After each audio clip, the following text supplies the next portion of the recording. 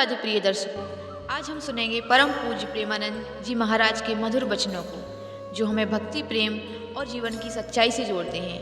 आइए मन को शांत करके ध्यानपूर्वक सुनते हैं उनके अनमोल संदेश को।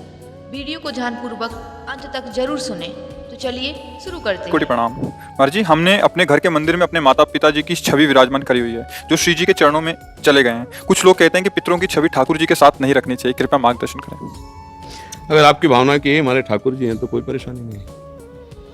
ठाकुर जी का रूप कैसा आपने मान लिया, जैसा सृष्टि कैसी आप जैसी देखो वैसी, समझ रहे ना भाई। एक पत्थर के टुकड़े में क्या है, कोई रूप है, कोई आकृति है, कोई उसमें। लेकिन हमको जब कि हमारी देवी जी हैं, हमारे भगवान, गांव में देखो ना, अधिकतर जो है गांव के जो मंदिर हैं जिनमें पूजा, तो सब ऐसे ही हैं और सारी कामनाएं पूर्ण होती, क्योंकि उसमें भगवत भाव हो गया। अच्छा, जयपुर से, जहां जयपुर जोधपुर में श्री विग्रह तैयार किए जाते हैं, वहां आप जाइए, पत्थर की शिलाओं को काट काट करके, मतलब हमने देखा है, जैसे गोपाल जी की वो बड़ी छवि है ना पीतल की, तो ऐसे ऐसे दबा कर रेती से ऐसे, अब वो जिस प्रक्रिया से तैयार कर रहे हैं, फिर इसके बाद जब अपने पंचामृत से स्नान करके अपने सिंहासन में विराजमान करते हैं, तो हमें भाव आ जाता है ना, हमारे भाव से भगवान दिखने लगते हैं ना। तो जब हम पाषाण के विग्रह में भगवत भाव कर सकते हैं, तो उस रूप में भी भगवत भाव, अगर भगवत भाव कर रहे हैं तो कहीं कोई परेशानी नहीं है। और अगर भगवत भाव नहीं है तो पांच भौतिक शरीरों के चित्त रखने से मंगल नहीं होगा। बात समझो, हमारी बात समझना। आंतरिक ये सब नाशवान शरीर है, भगवान का शरीर सच्चिदानंदमय है। और उनका गुरु और भगवान में अंतर होता है क्या? तो गुरु और भगवान में जब अंतर नहीं होता तो प्रश्न ही नहीं बनता। गुरु गोविंद न भेद कराई, संतत सकल सुनो चितलाई। हम गुरु भगवान कहते ना, कि हमारे गुरुदेव भगवान से भी कहा है, मोते ही अधिक गुरु ही जी जानी, जाने संत अनंत समाना। तो गुरु और भगवान कहने को केवल दो है, वो तो एक ही। अगर हम किसी पांच भौतिक शरीर में केवल यही भाव रखते हैं कि ये हमारे माता पिता ही केवल हैं, तो भगवान के सिंहासन में ना रखो, कमरे में लगा लो, देखते रहो। और अगर ये है कि ये मंदिर है माता पिता का जो रूप, इसके अंदर भगवान बैठे हुए, तो वही भगवान का साक्षात्कार हो जाएगा। अलग से फोटो भगवान की विराजमान करो या ना करो, हमारी बात समझना। केवल अपने माता पिता की छवि लगाई और मेरे भगवान है, रोज सेवा करो, आपको भगवत प्राप्ति हो जाएगी। क्योंकि आप किसकी सेवा कर रहे हो? भगवान। तो असली माता पिता वही है ना। और अगर भगवान से हटकर भाव है तो फिर भगवान की विराजमान करो, उनको कमरे में विराजमान कर दो दर्शन करने के लिए कि भाई ये माता है, पिता है, चाचा है, ताऊ है, परिवार, वो बात अलग हो गई। और अगर सिंहासन में, तो चाचा ताऊ नहीं बैठे, मेरे भगवान बैठे, मम्मी के रूप में, पापा के रूप में, वही थे, वही बैठे, हो गया काम। बस उनको जोड़ो, उनमें थे, उनमें है, उनमें रहेंगे। भाव करना है, भाव कर लिया तो पाषाण से भगवान प्रकट हो गए, खंबे से भगवान प्रकट हो गए, कुत्ते से भगवान प्रकट हो गए, भूत से भगवान प्रकट हो गए। तो माता पिता के चित्र से काहे नहीं प्रकट हो जाएंगे? काऊ से कहा जहां प्रभु नहीं वहां है, प्रकट हो जाए। पर बात समझना, हमारी आंतरिक बात समझ पाए। किसका प्रश्न था, आप समझ पाए? बस ठीक। भगवान केवल केवल भाव देखते, केवल भाव देखते हैं। सदन कसाई ताकि नीकी कसियाई, जैसे बाराबानी सोने की कसौटी कसियाई है। जीव को न बध करें, ए पे कुलाचार ढरें, बेचे मांस लाए प्रीति हरि सो लगाई है। गंडकी को सुत बिन जाने, तासों तोल्यो करें, भरे दृग साधुआनी पूजे पे न भाई है। कही निस सुपने में वाही ठोर मुंह को देवो, सुनो गुणगान रिझो ही की सच्चाई है। सदन जी का जन्म कहां हुआ? कसाई कुल में, जहां पशुओं का वध करना एक स्वाभाविक वृत्ति है। निंदनीय, निंदनीय, किसी भी जीव की हिंसा करना निंदनीय कार्य है। देखो, पर कभी कभी ऐसे महापुरुषों का प्रभाव प्रकाशित होता है कि कुल कर्म छू भी नहीं सकते। सदन जी जैसे स्वर्ण कसौटी पे कसा जाए तो खरा निकले, ऐसे खरे महाभागवत थे। उनके हृदय में एक बार कुछ रिश्ते नातेदार आए, बच्चे ही थे, तो पिता एक छोटा बछड़ा लाए थे। वहां तो कटते ही रहते थे। पिता ने कहा कि ज्यादा तो इसमें मांस नहीं, इसकी टांगों में मांस से पहले, तो फिर अपने अतिथि का स्वागत करते हैं। सदन जी ने जब सुना उसके पास गए तो लिपट कर रोए, बच्चे थे, बछड़े से। ऐसा ऐसा मेरे पिताजी कह रहे तुम्हें काटा जाएगा, और ऐसे दुलार कर रहे थे। बछड़े के भी देखा आंसू निकल रहे। हर जीव को पता है, कष्ट का पता होता है। तो उसने कहा एक भागवती महापुरुष का जीवन बदलना है, इसलिए मानो बछड़े ने कहा कि तुम अपने पिताजी से कह दो, उचित तो यह है कि पहले मेरी गर्दन काटे। तो सदन जी ने कहा ऐसा क्यों? बोले क्योंकि मैं पूर्व में ऐसा था, तुम्हारे पिताजी पशु थे और मैंने इनकी गर्दन उड़ाई है, तो मैं अब पशु बना हूं, इनसे कह दो तुम्हें गर्दन ही काटनी चाहिए, पहले जिंदा टांग मत काटो, मैंने तुम्हें इतना कष्ट पूर्व में नहीं दिया था, सीधे गर्दन काटी थी। इसका मतलब जो कर्म किया जाता है उसका फल मिलता है पक्का। मैंने पूर्व में तुम्हारे पिता की गर्दन काटी थी इस जन्म में, इसीलिए मुझे पशु बनना पड़ा, और तुम्हारे ही पिता मेरी गर्दन काटेंगे पक्का, तुम रोक नहीं सकते क्योंकि वो विधान है। पर वो पहले टांग ना काटे, पहले गर्दन काटे। अब ये घटना उनको बहुत छुई। जीव को अपने कर्म का फल भोगना पड़ता है जन्म जन्मांतरों में। बच्चे ही थे, कुछ संत मंडली जा रही, यही है मत की रति गति भूति भलाई, जब जे जतन जहां जे पाई, सो जानो सत्संग प्रभाव। सत्संग का एक अमोघ प्रभाव होता है। वो संतों के सामने गए, चरणों में लौट गए, बालक थे।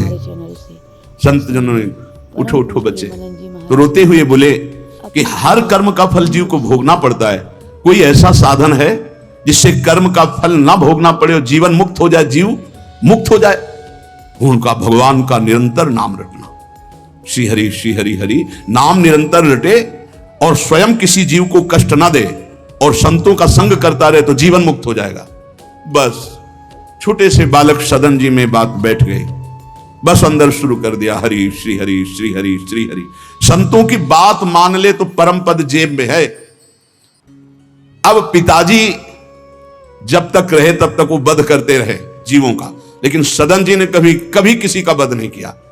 वो कुल परंपरागत मांस खरीद लाते और उसी को मुनाफा करके बेचते और परिवार का पोषण करने लगे। एक दिन ये रास्ते में आ रहे थे तो किसी साधु का बटुआ ढीला होगा तो शालिग्राम भगवान गिर पड़े। इन्होंने उठाया कि अच्छा चमकता हुआ कोई पत्थर है, शालिग्राम भगवान को लाए तो उन्होंने अंदाज में कि आधा 1 किलो के वजन का काम तो करेंगे, तराजू में रख दिया। हरि श्री हरि श्री हरि श्री हरि, हर समय नाम जपना। ये तो बचपन से शुरू था संतों की कृपा से, और भगवान से अंदर से समर्पण था। ये नहीं जानते थे कि शालिग्राम भगवान है, देखा ही नहीं था कभी भगवान के शालिग्राम रूप को। अब जैसे कोई कहता कि 5 किलो दो तो 5 किलो शालिग्राम बन जाते, 2 किलो तो 2 किलो दो। अब तो बहुत बढ़िया काम की बाट बदलने की जरूरत नहीं, एक ही बाट में जितना मांगो उतना दे देंगे और ठीक वजन उतना ही होता, कभी किसी को संशय नहीं हुआ। एक दिन वो संत समागम करते ही थे तो एक संत भगवान आए। कोई इनके यहां ये भेद नहीं मानता था कि अमुक कुल की, क्योंकि इतने महाभागवत थे।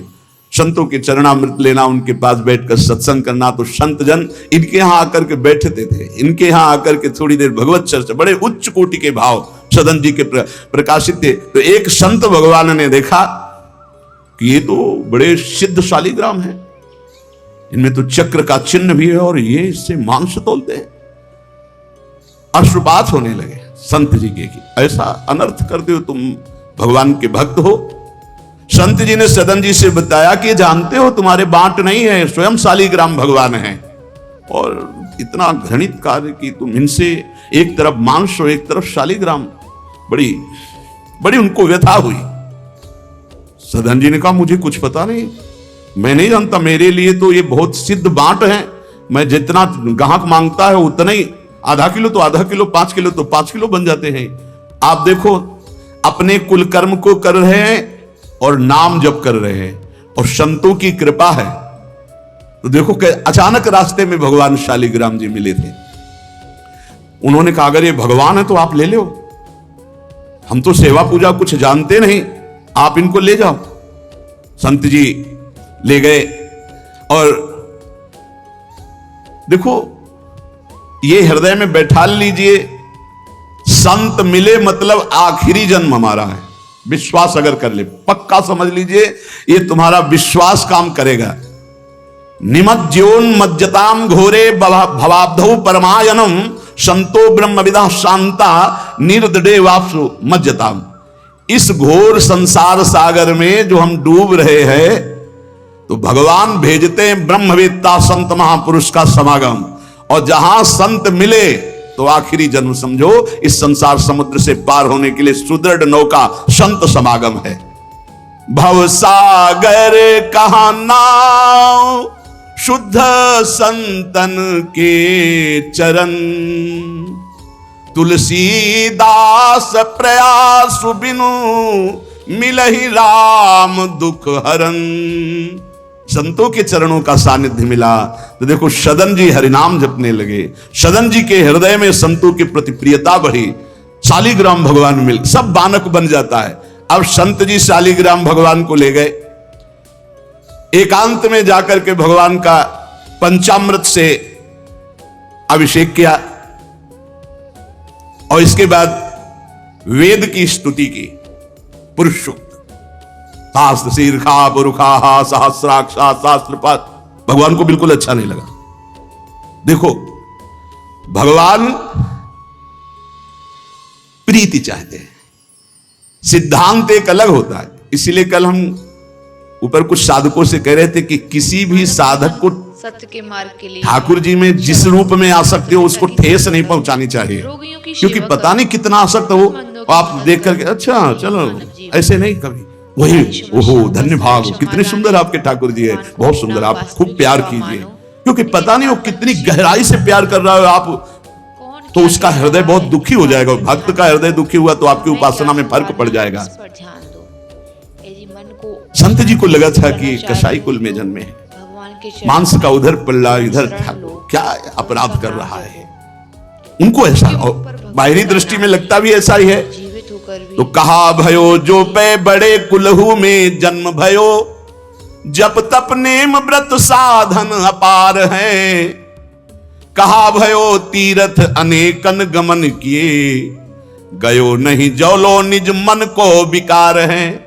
जौलो मेरे संतन में राखे जाति भेद सदा, तौलो कहो कैसे वह पावे सुख सार है। मेरे साधु नीच पद पंकज ना धोयो, जोलो सब शास्त्रन को पढ़िबोई भार है। जरा भी भाव किसी भी संत जो भगवत मार्ग के प्रतीक है, जाति पक्ष में रूप पक्ष में इनके तेज तो है नहीं, ये तो ऐसे बिल्कुल नहीं, सावधान, पता नहीं कौन किस कोटि का उच्च कोटि का महापुरुष हो आपका चिन्ह। उन संत बहुत अच्छे संत थे, पर उनके मन में बात आ गई कि जाति के तो कसाई है, काम तो नीचे ही है, मांस भी। देखो नहीं जाना भगवान की महिमा, हम समझ रहे थे उच्च कोटि के, और वो बहुत उच्च कोटि के महापुरुष सदन जी, निरंतर नाम जप। और एक खास बात थी सदन जी में, दैन्यता, कि मैं तो किसी योग्य नहीं, और उनको पता भी नहीं था कि शालिग्राम भगवान है। तो लेके आयो साधु मैं तो बड़ो अपराध कियो अभिषेक, सेवा करी पे न भाई है। ये तो प्रभु रीझे तो पे जोई चाहो सोई, करो गरो भरी आयो सुनिमति बिसराई है। यही हरि उरधारी डारी दियो कुलाचार, चले जगन्नाथ देव चाह उपजाई है। मिले एक संग संग जात वे सुगात सब, तब आप दूर दूर रहे जान पाई है। संत जी ने बड़ा अभिषेक किया, वेद स्तुति की, भगवान को भोग लगाया, बड़ी प्रसन्नता से उच्च सिंहासन पर विराजमान किया। भगवान उसी समय आकाशवाणी हुई, ए साधु, मुझे ये तुम्हारी वेद स्तुति बिल्कुल पसंद नहीं, तुम्हारा ये पंचामृत स्नान भोग ये सब, तुम मेरे भक्त पर नीच बुद्धि करके मुझे लाए हो ना, ये मुझे तुम क्या समझते हो? वेद मेरी श्वासों से ही तो प्रकट हुए हैं। वेद क्या है? भगवान की श्वासों से वेद का प्रादुर्भाव हुआ। सो हरि पढ़े ये अचरज भारी, चारों वेद भगवान के श्वासों से प्रकट हुए। ब्रह्म मुहूर्त में जाकी श्वास वेद श्रुतिचारी, जिनकी श्वासों से चारों वेदों का प्रादुर्भाव हुआ। और क्या मैं वेद की स्तुति और गंगा जल से उतना प्रसन्न नहीं होता जितना मैं अपनेपन के भाव से मेरे सदन जी हैं और मैं सदन जी का हूं, मैं बिल्कुल तुम्हारी सेवा से प्रसन्न, मैं अपराध मानता हूं कि तुम वहां से मुझे लाए हो।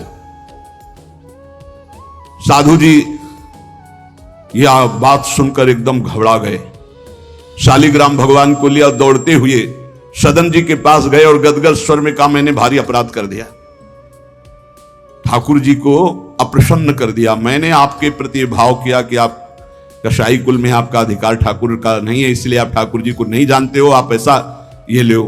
ठाकुर जी अप्रसन्न हो गए हमसे, हमने तो पंचामृत से, गंगाजल से सब अभिषेक किया, पुरुष सूक्त का पाठ किया, ले इस श्री ठाकुर जी को आप स्वीकार करो।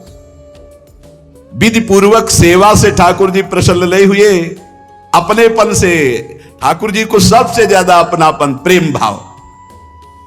सदन जी शालिग्राम भगवान को अब जो देख रहे हैं वो दूसरा भाव है, ये भगवान है, मुझे तो अभी तक पता ही नहीं था।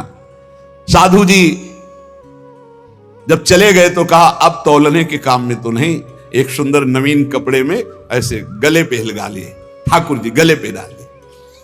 भगवान रीझते हैं भक्त की अपनेपन की प्रीति में, जो चाहे वो प्राप्त कर सकता है, सिर्फ अपनापन प्रभु को चाहिए। हम यही कहते हैं बार बार कि अपनेपन पे कुल्हाड़ मत चलाओ, विश्वास पर कुल्हाड़ मत चलाओ, साधना बने ना बने, लेकिन हमारे माई श्यामा जी को राज पार हो जाओगे, हमारी बात मान लो। श्री जी सिर्फ अपनेपन को देखती हैं, सिर्फ अपनेपन को। अवगुण करे समुद्र सम गणत न अपनो जान, राय के संभजन को मानत मेरु समान। श्री सदन जी ने निज हृदय से लगाया और आंसू बहने लगे कि प्रभु मुझे तो आपका ज्ञान ही नहीं कि आप भगवान हो। आंसुओं से अभिषेक हो रहा, नाथ अभी तक तो मैं आपको जानता नहीं था, बड़ा अपराध हुआ, लेकिन आज मैं, जब आप हमें इतना प्यार करते हैं, जब साधु ने बताया कि मुझे भगवान ने कहा है कि मैं जितना सदन जी को प्यार करता हूं, उनकी मैं भावना से प्रसन्न, तुम्हारी सेवा से नहीं, उनको अद्भुत वैराग्य हो गया। बोले आज के बाद घर परिवार में ही नहीं रुकूंगा, अब केवल भगवान का होकर वैराग्य भाव से जीवन भगवान को समर्पित करता हूं। शालिग्राम जी गले में टांगे और कहा, पहली यात्रा जगन्नाथपुरी, पहले जगन्नाथ जी के दर्शन करूंगा जाकर, पूरा जीवन अब भगवान के लिए। भगवान देखो कैसे कृपा करते। बचपन में संतों से उपदेश मिला, नाम जब शुरू किया, ऐसे उच्च कोटि के महात्मा के ऐसा कार्य करने पर भी सब संत उनके यहां जाते थे, और उसका परिणाम हुआ कि घोर वैराग्य युक्त होकर भगवान के अनुराग में घर से चल दिए। श्री सदन जी कुटुंब परिवार कुल व्यापार सब छोड़कर जगन्नाथ जी के दर्शन के लिए चले। कुछ दूर चलने पर यात्रियों का समुदाय दिखाई दिया जो जगन्नाथपुरी जा रहे थे, तो उनके संग हो गए। जब उन लोगों ने कुछ ने पहचान कर ली कि अरे तो कसाई कुल के हैं, और तो सब दूर दूर छूना भी नहीं चाहते थे। यही बहुत बड़ी चूक हो जाती है, जो भगवान को समर्पित हो जाए उसमें कभी जाति पक्ष ना देखे, नहीं बहुत बड़ी हानि हो जाती है। राजसूय यज्ञ में स्वपच वाल्मीकि को आदर सहित पवाकर पूर्ण यज्ञ करवाई भगवान ने। ये बात ध्यान रखना है, अपने जात अभिमान में आकर कभी किसी भक्त का अपमान न कर दे कि वो नीच कुल का है, ऐसा कुछ। जब ये देखा सदन जी ने कि ये लोग घृणा करते हैं हमसे, तो खुद अलग हो गए। सदन जी बड़े पुलकित है कि आज जगन्नाथ जी के दर्शन होंगे। एक जगह देखा, गौएं पानी पीने के लिए लालायित हैं, एक आदमी बाल्टी से पानी निकाल तो गौओं को डंडा मारने लगा। सदन जी ने कहा, क्यों, पानी क्यों नहीं पीने देते? तो बोले, इतना गहरा कुआं है, घसीटने से हमारे हाथ दर्द होते, अपने घर के लिए ले जाएंगे कि इनको पिलाएंगे? उनका, अगर आप कृपा करें कुछ समय हमें दे दें बाल्टी और मैं भरूं, तो बोले मुझे भी कोई परेशानी नहीं। भर भर करके 2500 गाय थी, सबको पानी पिलाया। शाम हो गई, पानी खींचने में पिलाने में समय लगा, तो उन्होंने सोचा गांव में भिक्षा मांग लेते हैं और आज रात्रि कहीं एकांतवास कर लेते हैं, सुबह जगन्नाथ जी के दर्शन करेंगे। तो आयो मग गांव भिक्षा ले नई ठाव गयो, नयो रूप देखी को तियारी जी परी है, बैठो या ही ठौर करो भोजन निहोरी कहो, रहो निसि सोई आई मेरी मति हरी है, ले वो मुंह को संग गरो काटो तो न होए रंग, बूझी और काटी पति ग्रीव पे न डरी है, कही अब पागो मोशो ना तो कौन तो सो मोसो, सुर करी उठी इन मारो भीर करी है। बहुत कठिन है, वैराग्य लेकर भगवान के मार्ग में परम दयालु स्वभाव श्री सदन जी जगन्नाथ जी के दर्शन करने। रास्ते में एक घर में आवाज लगाई, भिक्षाम दे। भगवान की लीला, एक स्त्री निकली भिक्षा लेकर, देखा रूप। तो जो भगवान का नाम जप करते हैं, भगवान आश्रित होते हैं, उनका रूप अलौकिक होने लगता है। एक दिव्य आकर्षण होता है जो सबके चित्त को आह्लाद प्रदान करता है, क्योंकि आनंद स्वरूप भगवान का निरंतर चिंतन होता है। उसके प्रभाव से मुखाकृति में एक अद्भुत लावण्य, एक अद्भुत आकर्षण होता है।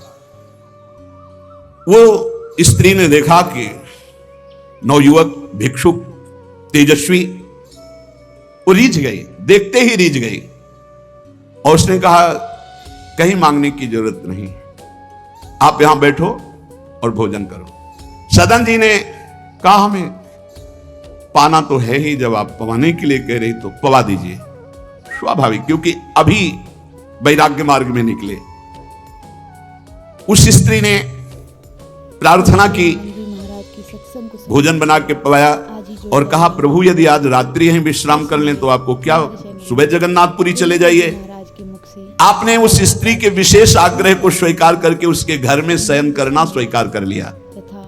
आपके घर से जब उसके पति सो गए तो वो रात्रि में उठ करके आई और आपके पास आकर बोली कि मैं आपको देख करके काम से पीड़ित हो चुकी हूं, अतः आप मुझे स्वीकार कीजिए और मैं सदा सदा के लिए आपके साथ के लिए चल दूंगी। सदन जी ने कहा, यदि तू मेरा गला भी काट डाले तो भी मैं तुझे स्पर्श नहीं कर सकता, क्योंकि तेरा पति है। अच्छा, उसने गलत अर्थ ले लिया। उसके भाव में आया कि अगर पति है तो ये स्पर्श नहीं करेंगे, अगर पति ना हो तो स्वीकार कर लेंगे। कुआ मदांधो मदना तो रोवा, अंधों में भी अंधा कौन है, बोले जिसमें काम जागृत हो जाए। वो ऐसे काम से व्याकुल हो गई कि सोते हुए अपने पति का बिल्कुल भी प्रियता न रखते हुए गला काट दिया और आकर बोली सदन जी से, अब मुझे स्वीकार करो, आपको पति का भय था ना, गला काट दिया। सदन जी ने कहा कि तू कितनी नीच है, जब तू अपने पति का गला काट दिया तो तू कितनी नीच है, इतना सोचा है? वैसे ही मैं तुझे स्पर्श नहीं करता, अब तो तुझे देखना भी नहीं। तो स्त्री ने कहा, मुझे ऐसा मत समझो कि मैं तुम्हें भी बख्श दूंगी, तेरे कारण मैंने अपने पति का गला काटा है, तो फिर तू भी नहीं बच सकता। तो सदन जी ने कहा, क्या कर सकती हो? तो उसने कहा, मुझे स्वीकार करो, नहीं उच्च स्वर से अभी हल्ला मचाती हूं। माया का विचित्र तांडव, और मैं जोर जोर से सबको कहूंगी कि मेरे साथ गलत करना चाहता था, मैंने रोका, मेरे पति ने रोका, मेरे पति का गला इसने काट दिया, इसलिए अभी कहती हूं मैं आजीवन तुम्हारे साथ रहूंगी, मुझे ले चलो। सदन जी ने कहा, गला कटवाना बर्दाश्त है, लेकिन स्पर्श नहीं कर सकता। ये सब चूकों की चूक का पूर्ण आहुति, इससे पूर्णता हो गई। मैं धर्म के विपरीत नहीं चल सकता, तू चाहे मेरा गला तू काट दे या समाज से कटवा दे। सदन जी भगवान के भक्त थे, उनके भोले भक्त होते हैं भगवान के, ज्यादा बुद्धि नहीं लगाते हैं, नहीं तो रुकना ही नहीं चाहिए था, या उसी समय भाग जाना चाहिए था, भागना चाहिए था। वहां बैठ करके उपदेश नहीं, जब ऐसी घटना है तो भागना चाहिए था। जब वो प्रश्न करने के बाद जब सदन जी ने कहा कि तुम्हारा पति है, तुम ऐसा कैसा दुराचार पूर्ण भाव रखती हो, तुम मेरा गला काट दो तो भी तुम्हारा स्पर्श नहीं कर सकता। अब तो उसने देखा कि ये हल्ला मचा दिया, दौड़ो दौड़ो, देखो ये ऐसा ऐसा। अब गांव के लोग इकट्ठा हो गए, तुरंत बंदी बनाए गए सदन जी। वहां कौन सुने सदन, कौन सुनता है, भीड़ में कोई सुनता है? कड़ा शासन बादशाह का था, उनके सामने पेश किया गया। हाकिम पकड़ पूछे, कहे हंसी मार्यो हम, डार्यो सोच भारी, कही हाथ कत डारी, कट्यो कर चले हरि रंग मांझ झिले, मानी जानी कछ चूक मेरी यह उर्धारिये। जगन्नाथ देव आगे पालकी पठाई लेन, साधना सो भक्त कहा चढ़े ना बिचारिये। चढ़े आए प्रभु पास, सुपनों सो मिट्यो त्रास, बोले दे कसौटी हूं पे भक्ति विस्तारिये। जब सामने बादशाह के पेश किया गया सदन जी को, पूछा गया स्त्री से क्या दोष है इनका।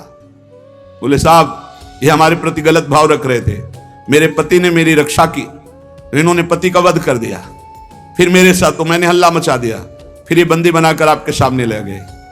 सदन जी से पूछा तो हंस दिया, उस स्त्री की तरफ देख के हंस दिया कि भगवान क्या लीला करना चाहते हो। और सदन से पूछा तुमने ऐसा किया, तो बोले जो ये कह रही है वही सत्य है। उन्होंने विचार किया कि जन्म जन्मांतरों में हमारे कोई पाप हैं जिनका निस्तार भगवान करवाना चाहते, नहीं तो ऐसा क्यों लीला करते। उन्होंने कहा जो ये कह रही है वही बात मानी जाए। सहम गई स्त्री कि है क्या, वो भक्त को क्या जाने, विरोध नहीं किया सदन ने। यह है धैर्यवान भगवान के भक्त का। उन्होंने कहा जो ये कह रही है, क्योंकि जो ही प्यारो करे सोई मोहि भावे, जो ये कह रही थी।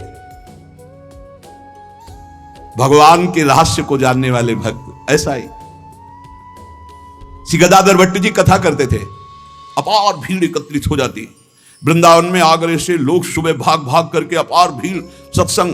तो एक कल्याण सिंह जी थे, बड़े जमींदार धनी, और सत्संग का प्रभाव है कि जितेंद्रियता, वैराग्य, भगवत प्रीति ये बढ़ती है। तो जब से उन्होंने सत्संग सुना तो ब्रह्मचर्य का नियम ले लिया, पत्नी से बात नहीं करते थे। अब घर गृहस्थी में तो यही संसारिक सुख है। कई महीने हो गए वो अपने राजकाज और सत्संग में भाग जाना, सत्संग से आना, बस एकांत में भजन करना। पत्नी ने देखा कि कई महीने हो गए हमारी तरफ देखना भी नहीं, बातचीत नहीं, ये कहां जाते हैं, कौन है ऐसा। तो पता चला गदाधर भट्ट जी क्या। बोले हमारी जिंदगी का कांटा है वो, बड़े सुख चैन से जीवन कट रहा था, जब से सत्संग में गए। अरे दक्ष ने साप दे दिया नारद जी को इसी बात के लिए, साप दे दिया। 2 घड़ी से ज्यादा कहीं तुम टिक नहीं सकते, जाओ साप देता हूं। तो नारद जी ने कहा 24 दूनी 48 मिनट में तो हम बड़ा काम कर लेंगे, तुम साप दे दो कोई बात नहीं। उसने सोचा कि मैं ऐसा मुंह काला करूं गदाधर भट्ट जी का कि कोई सुनने ही ना जाए, तो जब ये कथा नहीं सुनेंगे तो फिर हमसे प्यार करने लगेंगे। इसी ताक में थी कि कैसे क्या करूं। तो देखा उनकी गली में एक भिखारिन मांग रही थी, फटे पुराने कपड़े पहने, गर्भवती थी। फौरन बुलाया और सोने की असरफियां दी। अरे वो तो गली में मांगने वाली सोने की असरफियां मिली। अरे मालकिन तो उनका एक काम है, जितना तू धन कहेगी तुम्हारे परिवार वालों को दूंगी, बस एक काम कर, तू जा करके कथावाचक, जहां मेरे पति कथा सुनने जाते हैं उनका नाम गदाधर भट्ट है, वहां जाके बीच सभा में कह दो कि वैसे तो रोज आते थे और जब से ये हो गया तब से आ नहीं रहे, इसका पालन पोषण कौन करेगा। बस वो समझ गई थी इतने में सब भक्तों की श्रद्धा खत्म हो जाएगी। गली गली मांगने वाली उसको इतना स्वर्ण मुद्रा मिल गई, वो फूली हुई गई और कहा पंडित जी, पूरी सभा ऐसे लगी थी, नजदीक जाके जब ये नहीं रहा था तब रोज आते थे, जब से गर्भ रह गया तो आना ही बंद कर दिया, इसका पालन कौन करेगा।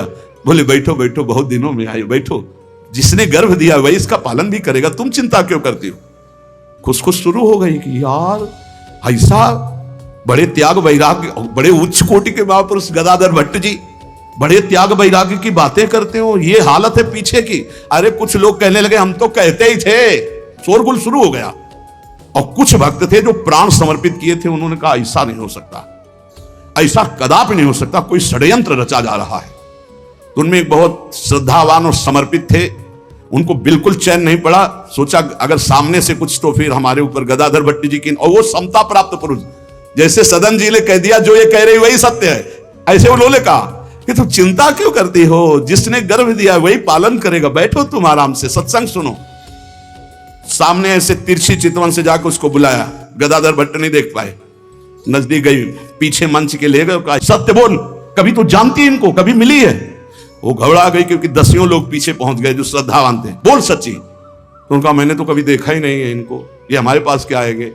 खोल के दिखाई, इतनी असरफियां मुझे मिली हैं और इससे ज्यादा मिलेंगी। इस बात के कारण मैंने सोचा मेरे परिवार का, अरे तू परिवार के पोषण की सोच रही, लाखों की श्रद्धा की बात है, किसने दिया। तो बोले कोई कल्याण सिंह है उनकी पत्नी। कल्याण सिंह ने जे ही सुना, गदाधर भट्ट जी ने रोका, सत्संग का मतलब क्या है, बोले सभा में बोल।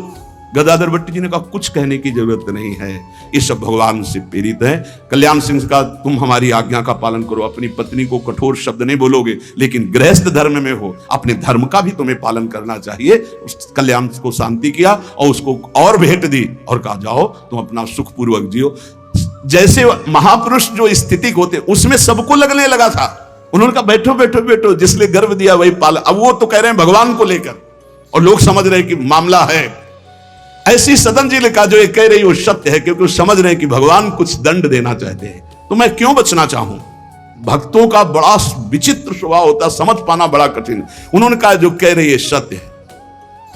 जो हाकिम था उसने जब देखा तो उसने कहा मेरा हृदय कह रहा है कि इनके चेहरे से लगता है ऐसे नहीं है, पर ये जब स्वयं स्वीकार कर रहे हैं तो दंड देना ही पड़ेगा। तो इस अपराध का क्या दंड होता है? बोले दोनों हाथ काट लिए जाए। यहां से दोनों हाथ काट लिए गए, लेकिन उनकी मुस्कुराहट में फर्क नहीं पड़ा। 22 बाजारों में कोड़े मार मार करके बेहाल किया जा रहा है। हरि बोल के सिवाय एक शब्द नहीं निकला ठाकुर हरिदास जी के। आप विचार कीजिए भक्ति में कितनी शक्ति है, कितनी अपार सामर्थ्य है। इतनी बार कष्ट दिया गया प्रहलाद जी को, एक बार भी हरि से शिकायत नहीं की। हर बार हरि हरि हरि, हर समय मतलब बलिहारी है इन महाभागवतों की जो भगवान के लाडले हैं। माया पर विजय प्राप्त करके दिखा दिया इन्होंने कि चाहे जितना सताओ, हरि के भक्त में ना हरि से प्रश्न है और ना सामने वाले पर कोई शिकवा शिकायत। दोनों हाथ काट लिए गए, मुक्त कर दिया गया, इसलिए कि वैष्णव है, भगवत भक्त है। अपराध बन गया तो हाथ काट लिए गए, उनको जेल आदि नहीं, भगवान की चीज।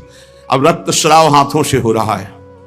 जय जगन्नाथ, जय श्री हरि, जय श्री हरि। यात्रा नहीं रुकी जगन्नाथ जी की। जगन्नाथ जी ने तत्काल अपने पार्षदों से कहा मेरे महाभागवत सदन जी आ रहे हैं, तुरंत पालकी लेकर जाओ और उनको बैठाल के लाओ। जगन्नाथपुरी में प्रवेश ही किए थे कि पालकी लिए हुए पार्षद दौड़े, कौन से सदन जी हैं, सदन भक्त किनका नाम है? तो उनका सदन तो इस अधमदास का नाम। पालकी पे बैठो जगन्नाथ जी। अरे उनका कैसे पालकी, भगवान की भेजी हुई पालकी में। पालकी को साष्टांग दंडवत किया ऐसे कि भगवान की नहीं, जबरदस्ती भगवान के पार्षदों ने उठा के पालकी में जय जगन्नाथ। सदन जी सोच रहे कौन सी लीला है, वहां हाथ कटवा रहे। या इतना बड़ा सम्मान कि किसी को नहीं मिल सकता। जगन्नाथ जी के पार्षद पालकी लेकर जब जगन्नाथ जी के सामने गए तो आंख में आंख मिलाई और कहा प्रभु इच्छा तो थी कि हाथ जोड़कर आपको, पर अब हाथ ही नहीं, तो ऐसे ही जीव किया तो जैसे स्वप्न में दुख मिला था जागते ही खत्म हो जाता है, ऐसे ही कोई पीड़ा नहीं, कोई हाथ कटे नहीं, पूरे नवीन हाथ और साष्टांग भगवान को दंडोत। भगवान ने कहा कि तुम हमारी कसौटी में पास हुए, जाओ तुम्हारे द्वारा इस जगत में भक्ति का विस्तार हो। जो तुम्हारे लीला चरित्रों का गायन करेंगे, जो तुम्हारे भाव, तो तुम उनके अंदर भी जैसी तुम्हारी सामर्थ्य भक्ति की वैसी भक्ति की जागृति हो। पूज्य प्रेमानंद जी महाराज के अनमोल वचन जो हमें जीवन का सच्चा मार्ग दिखाते हैं और भक्ति का भाव जागृत करते हैं। अगर आपको ये वीडियो अच्छा लगा हो तो वीडियो को लाइक और शेयर करना ना भूलें और हमारे चैनल को सब्सक्राइब जरूर कर लें ताकि आने वाले वीडियो का नोटिफिकेशन आपके पास सबसे पहले पहुंचे। जय श्री राधे कृष्णा, राधे राधे।